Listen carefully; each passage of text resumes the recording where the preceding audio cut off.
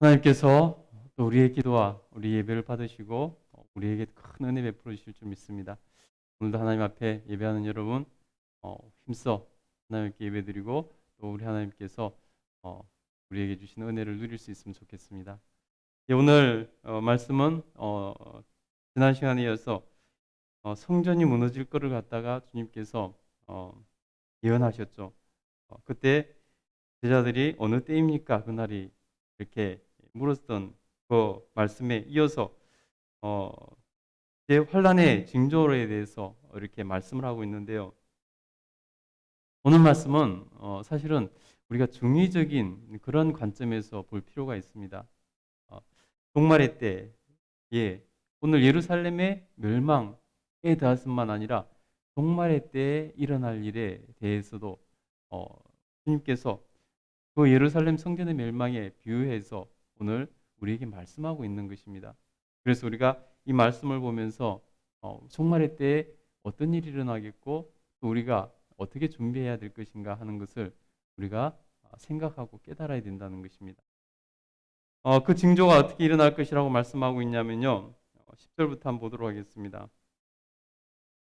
또 이르되 민족이 민족을 나라가 나라를 대적하여 일어나겠고 곳곳에 큰 지진과 기근과 전염병이 있겠고 또 무서운 일과 하늘로부터 큰 징조들이 있으리라.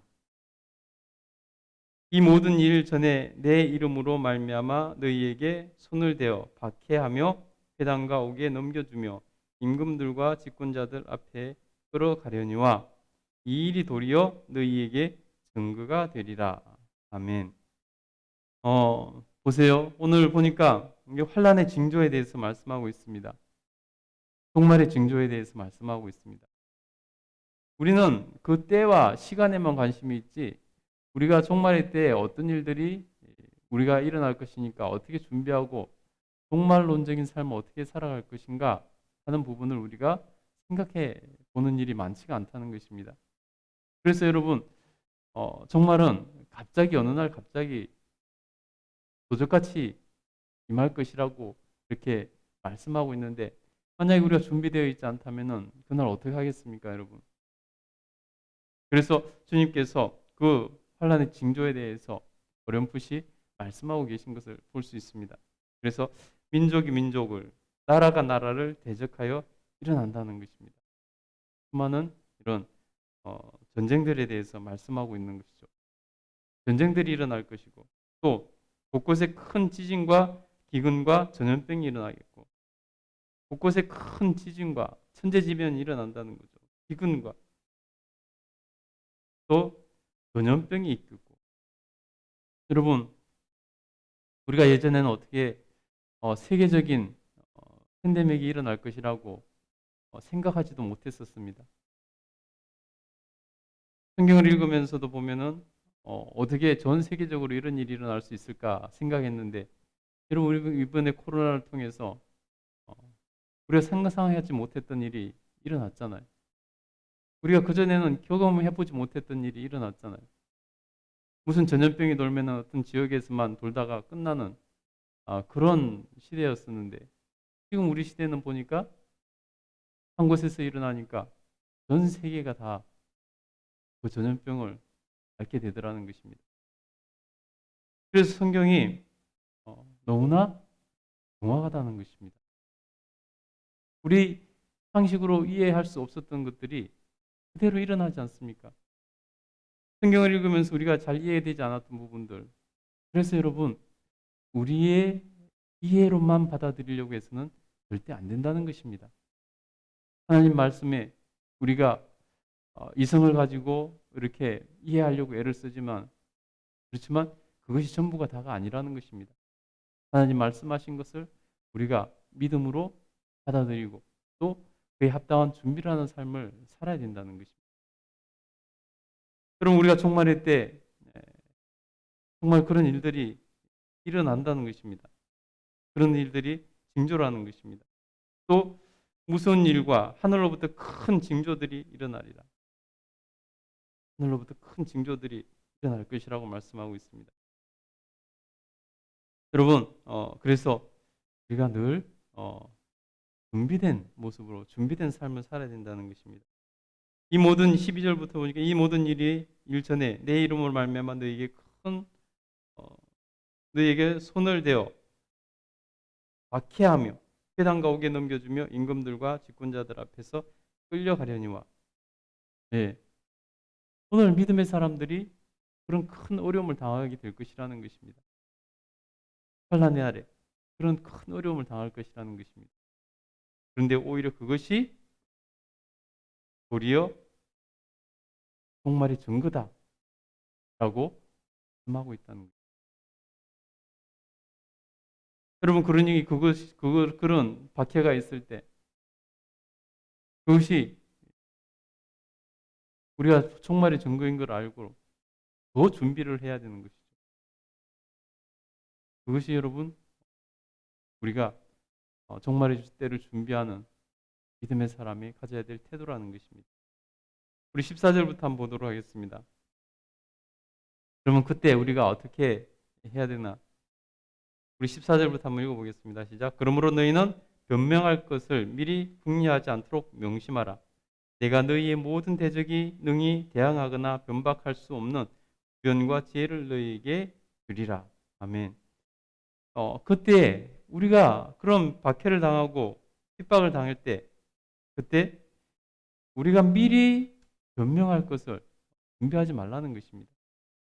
미리 변명할 것을 준비하다 보면요 오히려 두려움에 잡히고 미리 변명할 것을 준비하다 보면요 오히려 우리가 변명을 하다 보면 거짓말을 하게 되잖아요. 그리고 변명을 하려다 보면은 어떻게 하면 피해갈까 그런 궁리밖에 안 하게 되잖아요. 그래서 그런 걸 하지 말라는 것입니다. 그날이 되면은 우리 주님께서 우리 대적들이 능히 항변하지도 반박하지도 못할 그러한 구변과 그러한 말과 지혜를 주실 것이다 라고 말씀하고 있습니다. 다시 말해서 철저하게 주님과 함께 그 시간을 이겨내야 된다는 것입니다. 철저하게 주님을 의지하고 신뢰하고 나갈 때 그 시간을 이겨낼 수 있다는 것입니다. 여러분 그러니 주님과의 관계가 얼마나 중요한지 여러분 우리가 정말의 때를 이길 수 있는 그래서 주님의 재림의 때 들림받는 그러한 은혜를 누리기 위해서는 우리가 평소에 주님과 깊은 교제를 하며 주님과 동행하는 삶을 연습하고 살아내야 된다는 것입니다. 그때 주님께서 우리 힘을 주시고 우리가 모든 것을 이기고 주님을 맞이할 수 있도록 도와주신다는 것입니다. 여러분 그날에는 얼마나 큰 어려움이 생길 것인가 보면요. 16절부터 보면은 심지어 부모와 형제와 친척과 멋이 너희를 넘겨주어 너희 중에 맷을 죽이게 하겠고 또 너희가 내 이름으로 말미암아 모든 사람에게 미움을 받으나 여러분 사랑하는 사람들에게도 버림을 받을 것이라는 것입니다. 박해를 받을 것이라는 것. 여러분 상상하기 싫은 일이죠. 그러나 여러분 세상이 얼마나 악해질 것이고 또 세상이 얼마나 주님을 대적할 것인가를 분명히 말씀하고 있다는 것입니다. 여러분 그것을 이상하게 여기지 말고 그것을 우리가 준비해야 된다는 것입니다. 박해를 하더라도 그것을 이겨낼 준비를 해야 된다는 것입니다. 견뎌낼 준비를 해야 된다는 것입니다. 그런 것이 있다 할지라도 주님과 함께하는 삶을 사는 사람은 뭐라고 말씀합니까? 우리 18절 읽어보겠습니다. 시작. 너희 머리털 하나도 상하지 아니하리라. 걱정하지 말라는 것입니다. 진정으로 주님을 신뢰하고 의지하고 살아가고 주님과 동행하는 삶을 살면 걱정하지 말라는 것입니다. 머리털 하나도 상하지 않도록 주님께서 해주실 것이라는 것입니다. 그 주님을 신뢰하며 그 주님과 동행하는 삶을 그래서 우리는 살아야 되는 것입니다. 그래서 여러분 그때 우리에게 제일 필요한 게 뭘까? 그 환난의 때 제일 필요한 것이 뭘까? 뭘까요, 여러분? 우리 19절 읽겠습니다. 19절 읽겠습니다. 시작. 너희의 인내로 너희 영혼을 얻으리라. 예, 일 써졌는데 영혼, 목숨이라고 되어 있죠. 그죠? 너희의 인내로 너희의 목숨을 얻으리라. 너희 영혼을 얻으라, 생명을 얻으리라 라고 말씀하고 있는 것입니다. 그 시대에 가장 필요한 것은 뭐냐? 믿음을 지켜내는 인내라는 것입니다. 인내할 때 여러분 그 시간들을 인내하고 나올 때 놀라운 하나님의 은혜가 저 천국이 기다리고 있다는 것 여러분 기억하시기 바랍니다. 여러분 우리가 정말 힘들고 어려울 때도 있습니다. 그때 여러분 인내하는 사람이 이기는 것입니다. 인내하는 사람이 결국 승리하게 되는 것입니다. 인내하는 사람이 승리를 맛보게 된다는 것입니다. 여러분 그러지 않습니까? 끝까지 견디는 사람이 이기는 사람이라고. 여러분 정말 아무리 힘든 시간이 있다 할지라도 이겨내시기 바랍니다. 이겨내면은 승리자가 되는 것입니다. 정말 우리가 힘들 때, 정말 인내하기 힘들 때 여러분 우리 주님께서 우리를 도와주십니다. 여러분 너무 우리가 힘들면 정말 너무 힘들면 우리가 나중에는 정말 우리가 기도하기조차 힘들 그런 느낌도 받잖아요. 근데 여러분 로마서에 보면 뭐라고 말씀합니까? 우리가 기도할 바를 알지 못하고 우리가 그렇게 힘들다 할지라도 그때 우리 주님께서 우리 성령님께서 우리를 위해서 간구하신다라고 말씀하고 있습니다. 우리를 위해서 날마다 간구하신다고 말씀하고 있습니다. 우리 주님, 우리가 정말 우리 힘으로 인내하지 못한다 할지라도 우리를 위해서 날마다 간구하시는 그 성령님이 계시니 주님을 의지해서 우리가 인내해내야 된다는 것입니다. 우리는 또 이길 수 있다는 것입니다. 여러분 정말 힘들 때 하나님 앞에서 인내할 것이다. 이 마음으로 그 시간을 이겨낼 수 있길 바랍니다. 인내하면은 승리하게 돼 있습니다. 아멘. 여러분 정말 이때 참 우리에게 필요한 것은 바로 인내입니다. 그래서 여러분 다시 예루살렘 성전에 대해서 이렇게 말씀하고 있습니다. 20절부터 보니까요. 너희가 예루살렘이 군대들에게 에워싸이는 것을 보거든 그 멸망이 가까운 줄을 알라. 그때 유대에 있는 자들은 산으로 도망할 것이며 성내에 있는 자들은 나아갈 것이며 촌에 있는 자들은 그리로 들어가지 말라. 예. 하나님께서 이미 멸망하기로 작정하셨다면 그 환란을 피하는 것이 지혜라는 것입니다. 하나님께서 작정하신 것은 누가 막을 수 있겠습니까? 여러분 이스라엘 백성들이 바빌론으로 포로로 잡혀갈 때 예레미야 선지자에게 주님께서 그들의 정말 그 백성들의 피해를 줄이기 위해서 너희가 전쟁하지 말고 맞서지 말고 그냥 그래서 죽지 말고 항복하고 그렇게 하라고 말을 하고 있습니다. 여러분 하나님은 이미 작정하셨는데 이스라엘 백성들이 항전하다가 죽을까봐 그것이 주님의 사랑의 표현이었습니다. 오늘 이스라엘 백성들에게 예루살렘의 그 멸망에 대해서 말씀하고 있는 것입니다. 이미 주님께서 이스라엘 멸망을 확정 지으셨습니다. 그래서 여러분 AD 70년에 로마에서 완전히 멸망당하잖아요. 그러니 그때 괜히 맞서다가 죽지 말라는 것입니다. 피하라는 것입니다. 이것이 하나님의 정말 마지막까지 가시는 하나님의 연민과 사랑의 표현이라는 것을 우리가 알아야 된다는 것입니다. 23절부터 22절부터 한번 볼게요.